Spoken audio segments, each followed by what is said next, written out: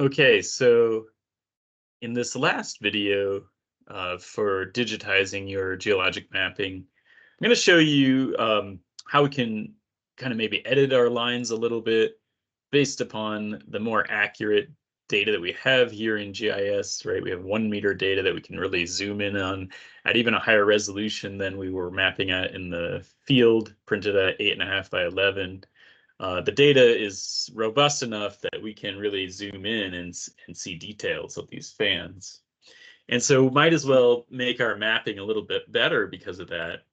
Also, it can help, especially with geomorphic mapping, identifying where to put the edge of geomorphic surfaces, maybe a little bit better in the digital world than out in the field. And so I wanted to demonstrate that for you.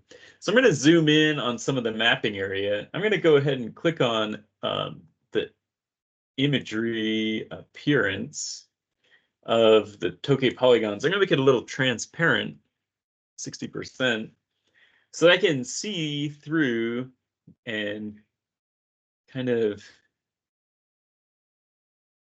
interrogate this thing a little bit, okay?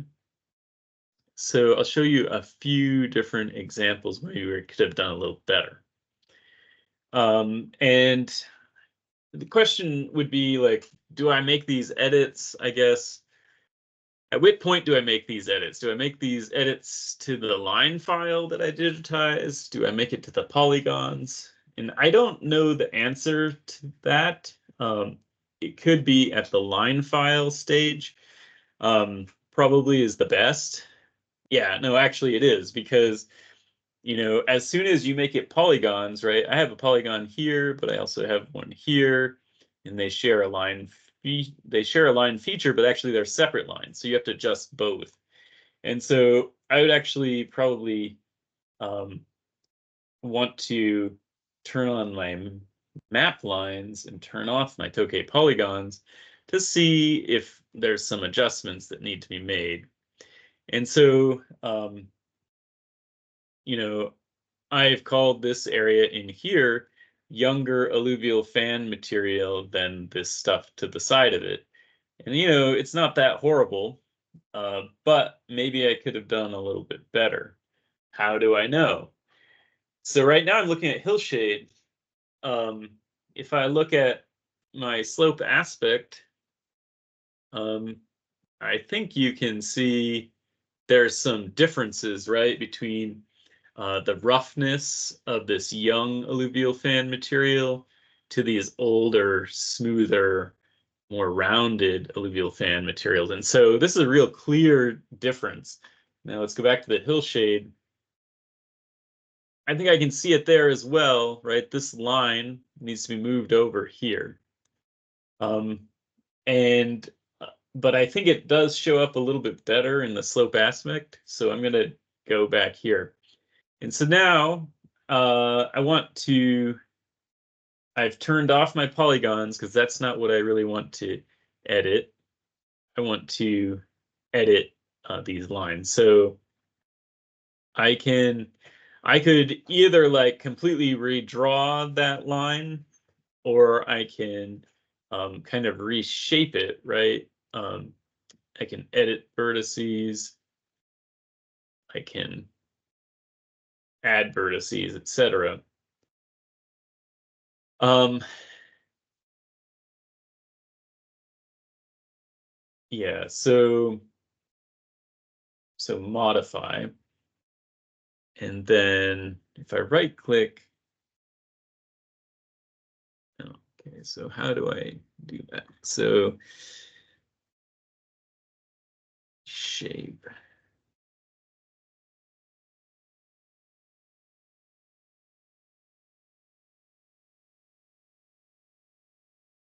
I want to add a vertice and then basically move the line.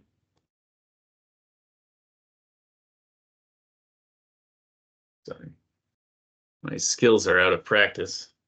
Just a second.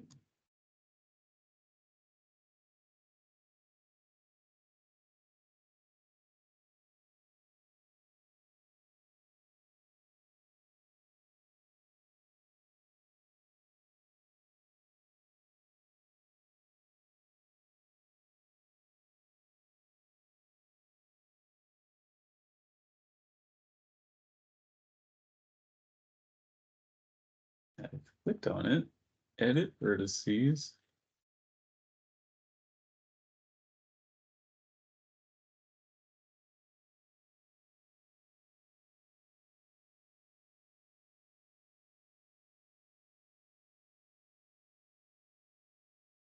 Oh, I don't want Tokay lines to be selected. Hold on a second. Tokay polygons, I'm actually going to remove.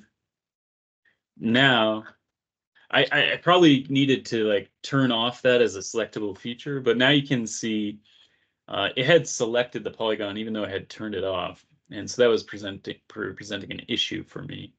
So I don't have enough vertices over here to match the shape. So if I click on here, I can drag around, but only based upon these two vertices. So what I really need to do is add some vertices, but this was a good start, right? I moved it a little bit. If you select one, you can kind of drag it around.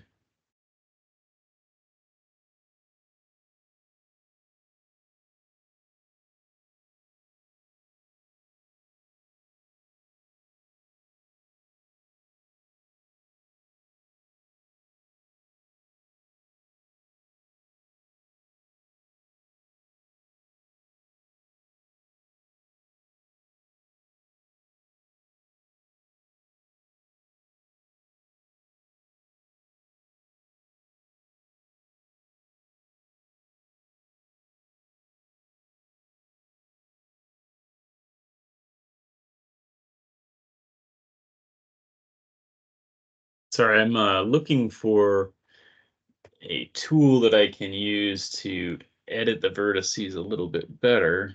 It's not, okay, wait, maybe I'm wrong. So if I just click here, no, that's not doing it. Oh, it's right down here. Add vertice, click there. Now I can drag this. And okay, I can add another one.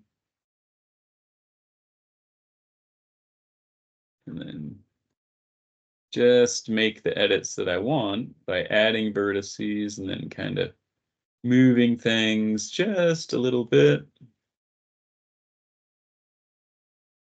Okay, so that's one way to go to kind of realign this a little bit better. And then you might need to take into consideration little things like that and errors that you may have made, like I did here.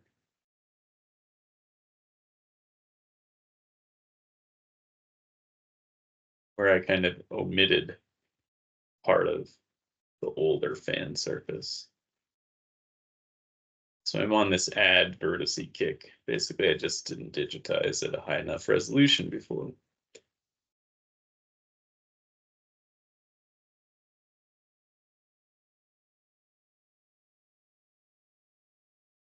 So it's improving. This is going to be a somewhat slow process, but you get the idea.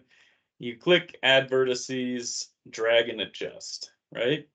And we can really see a difference between this young fan alluvium and these older, more rounded surfaces.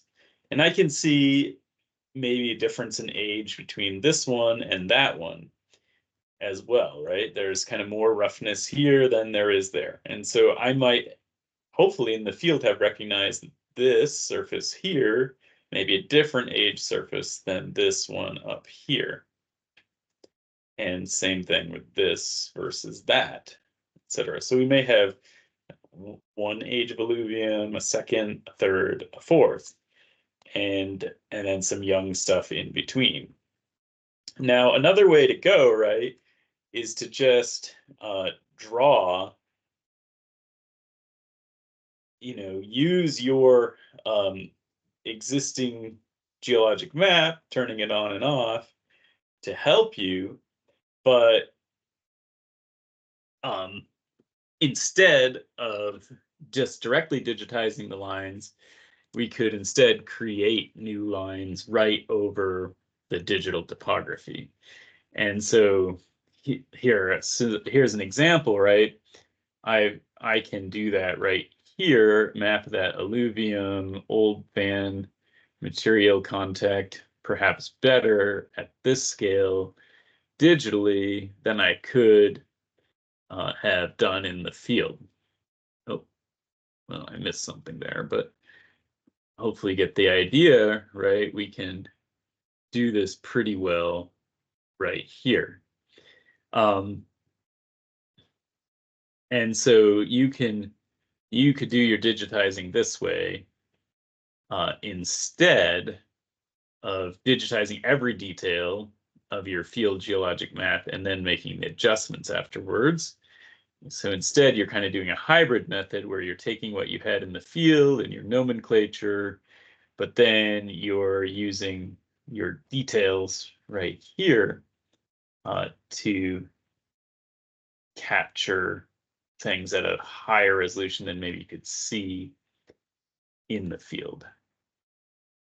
And I'm noticing that this alluvium almost kind of pinches down to a pretty narrow channel here, so tricky to deal with these fan surfaces sometimes, right? But yeah, another thing there then becomes like, where do you put these the edges of these old fan surfaces? Like, we have that alluvium down there, right here. Where is the boundary with this fan material? Um, and that's tricky. Like, is this shadowed area, is aspect change, is that the fan? Or it's probably really colluvium. But you could lump it all into the one fan surface. That's going to make your life a little easier. Now, it could be that if you really only were worried about like what's the remnant surface geomorphically, then you might instead map the fan edges like this, where you can see I'm kind of only doing the part of the surface that's still kind of flat, hasn't been affected by modern erosion and kind of new fluvial processes that are degrading that old fan surface. Then you get these weird elephant toes when you do that. And this is tricky.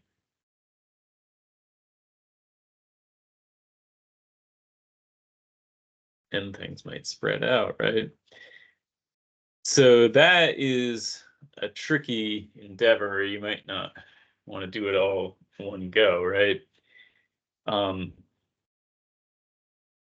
But that's another style of mapping, and I didn't do that quite very well right there. So keep that in mind. But right, that's going to produce a different type of surface map than just, say, getting this whole thing like everything above here in this area as that really old surface versus just this remnant, and then not including the colluvium on the side. That's a choice that you may need to make in your mapping area. You may play around with it. There's some ways that we could kind of maybe threshold that a bit, because really what we're looking for is like a slope break. So we go to like, I don't know, zoom to the layer and then go to the slope symbology.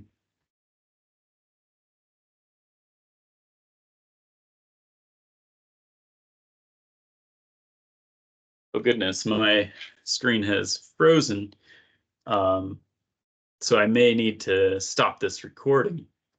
Okay, so in lieu of that, since my program seems to have frozen, let's see if I can get it to stop here in a second. But yeah, so the ultimate thing here is to map more accurately than you were able to do in the field, because we have a high resolution 1 meter digital elevation model and its products, we can do better.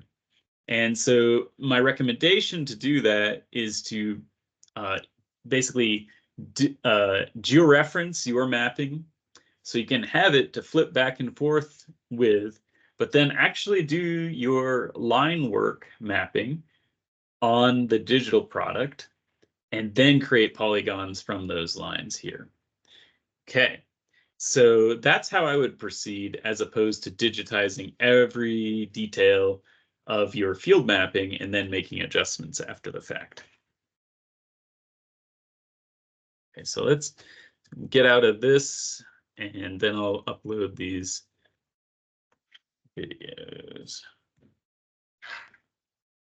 Oh, my battery has just died of my mouse is all.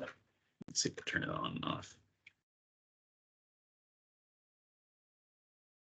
Okay, yeah.